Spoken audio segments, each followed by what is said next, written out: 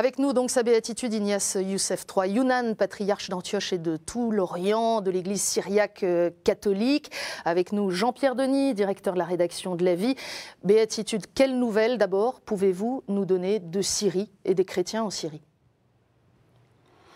La situation est atroce, ce que je peux dire, Philippine et Jean-Pierre, parce que ça fait plus que 2 ans que la Syrie, le peuple syrien porte sa croix et le chemin continue à être long.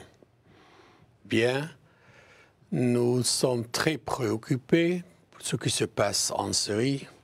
Eh bien, le matraquage, soit médiatique, soit aussi de quelques puissances intéressées sur le plan géopolitique de la région, ne cesse d'envenimer les cœurs et les âmes et fomenter la violence, laquelle semble être infinie. Pour vous, les implications internationales diverses autour de ce conflit ne contribuent pas à pacifier la situation? C'est vrai ce que vous venez de dire.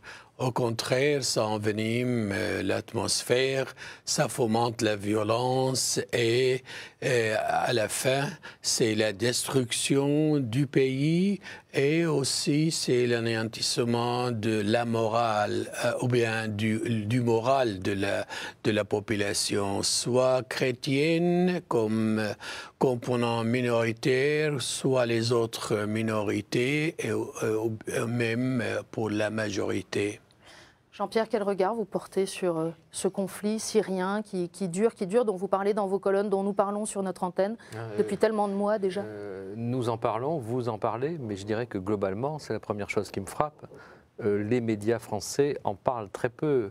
À bien des égards, on a l'impression que ce conflit a disparu des écrans radars comme s'il était terminé. Et ce que vous venez de dire, c'est que malheureusement, non seulement il n'est pas terminé, mais il ne fait que s'envenimer. Et deuxième chose qui me frappe aussi, c'est que depuis le début, les pays occidentaux, les occidentaux de manière générale, sont allés vers ce conflit avec des idées simples, voire simplistes, sans entendre... Quand vous dites ça pour parler clair, ça veut dire qu'on a décidé qui étaient les gentils et les méchants? Ça veut dire qu'il y avait les bons et les méchants, premièrement. Deuxième chose, c'était un conflit qui allait être vite réglé. Vous savez que les guerres, on dit toujours qu'elles seront vite terminées. Il serait intéressant de revoir la façon dont les médias ont traité ce conflit au début, c'est-à-dire le régime Assad allait tomber, c'était une question de jours, le fruit était mûr et on voit qu'il n'en est rien à l'heure actuelle. Donc, beaucoup d'erreurs d'analyse. Et derrière ces erreurs d'analyse, une difficulté, une réticence même, à comprendre ce que veulent, ce que pensent, comment pensent les chrétiens d'Orient. Et donc une réticence à rentrer dans cette pensée, dans cette alerte qu'il nous faisait depuis le début. Attention, attention, ne vous précipitez pas. Souvenez-vous de ce qui s'est passé en Irak et regardez le résultat en Irak. On disait, mais non, vous ne comprenez pas, c'est pas pareil. Eh bien, on voit la suite. Alors, Béatitude, aidez-nous à comprendre. Qu'est-ce qu'il faudrait, qu'est-ce que vous attendriez de l'Occident et en l'occurrence aussi comme soutien des chrétiens occidentaux? En l'occurrence, je voudrais aussi rappeler qu'il y a 2 ans, en mai 2011, je l'avais bien dit que, comme Jean-Pierre vient de dire clairement, que la crise en Syrie n'est pas si simple que ça. Il faut faire très attention. Plutôt aller trouver moyen de réconciliation et essayer de faire quelque chose pour pacifier et pour aussi rappeler à tous les Syriens, soit du régime, soit les opposants, que le résultat de ce conflit sera une destruction totale des infrastructures, des villes, des villages et surtout que détruire l'âme du peuple syrien qui était pour des décennies, disons pour au moins 50 ans après le mandat, essayer de trouver quelques, plateformes de vivre ensemble et de... Voilà, il faut que la famille des nations vraiment fasse tout ce qu'il a en pouvoir pour faire, disons, cette paix, c'est-à-dire réconcilier, trouver des moyens pour parler et aussi, disons, faire de sorte qu'il y aurait de vraies élections surveillées par les Nations Unies à ce moment-là. Même si ça prend du temps, ça vaut la peine que de paix. Est-ce qu'on peut encore y croire, Béatitude, à ce vivre ensemble des différentes composantes de la communauté syrienne au stade de violence où on est rendu aujourd'hui après 2 ans de ce conflit? Est-ce qu'on peut encore y croire et est-ce qu'il y a encore de l'espérance pour la petite minorité chrétienne, dont vous rappelez bien que ce n'est pas un produit d'importation, ce sont des citoyens, ce sont des habitants de cette région de toujours, depuis 2000 ans, mais ils sont aujourd'hui ultra minoritaires. Est-ce qu'il y a de l'espérance pour la politique et pour les chrétiens?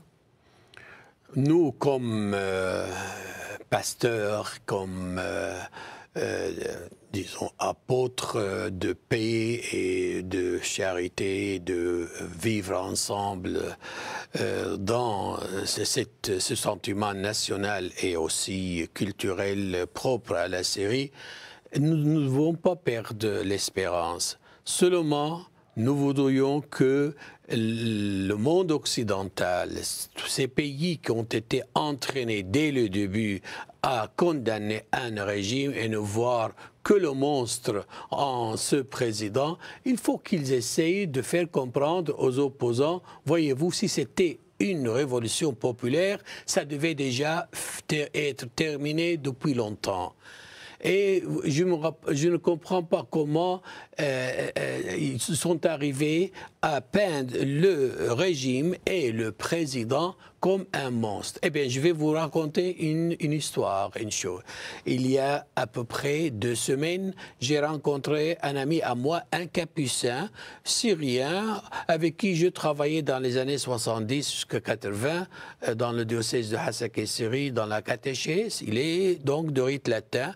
Et il ministrait, il servait à Deir ez-Zor, cette ville qui est tout en, disons, ravagée par ce conflit. Ils ont dans la paroisse la communauté des sœurs de Mère Teresa de Calcutta qui, disons, hébergeaient ou bien qui prenaient soin d'une douzaine de vieilles dames, bien sûr, la plupart des musulmanes.